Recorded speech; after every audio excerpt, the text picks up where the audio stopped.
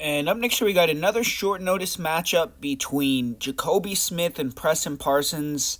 And I'm excited for this one, man. I'm excited to see Jacobe Smith get into the UFC and start to fight UFC level competition. And they're throwing him a really good opponent right away on short notice. So obviously, they believe in this guy, Jacobe Smith. And I know that Daniel Cormier is behind him.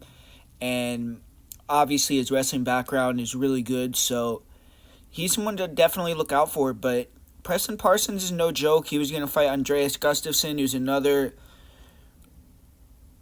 guy coming off the Contender Series that has hype, and it would have been a hard matchup for Parsons either way, but now he, is not getting any favors here with this type of matchup because Parsons, we all know his game, man. I mean, the guy likes to pressure you. He likes to use that kind of lead hand offense, jab, check hooks, maybe some 1-2s. But really, he's trying to take you down and put you on your back and eventually either submit you with the arm triangle, maybe get your back and get the rear naked choke, or kind of just grind you out.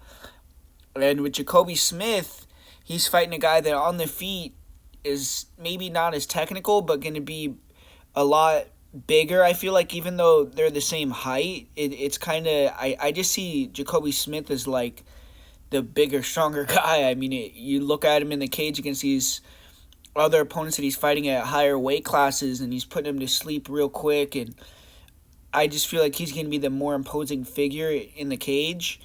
And I don't know, Parsons is going to walk him down and want to get in these exchanges with Smith. If Smith just sits down and throws some power, I think he can hurt Parsons. So Parsons doesn't really have a lot of outs because I feel like if he tries to wrestle, Smith is going to be able to get the advantageous positions, get on top, and you don't want Jacobe Smith on top of you. He's going to throw some vicious ground and pound. But Parsons, one thing about him is the guy does come in good shape. I feel like he has good grappling. So if he can create a lot of scrambles, make it high-paced early in the fight, Jacobe Smith coming in short notice, maybe he has a hard weight cut, maybe he's not in the best shape ever, and Parsons can take over the second half of the fight. I think that's what he has to do here. Maybe try to keep it standing, believe in his striking a little bit more.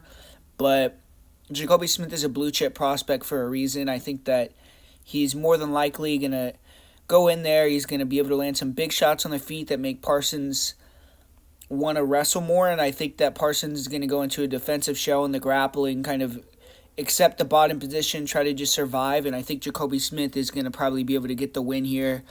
Whether he gets a late finish or ground and pound finish or a decision, I kind of am leaning more towards a decision. You see him versus guys like Le'Veon Lewis versus Austin Jones, who are a little bit higher level opponents that he's been facing, and he took them to decision, so I think that Parsons could probably do the same thing. So I'm going to say Jacobe Smith wins via decision.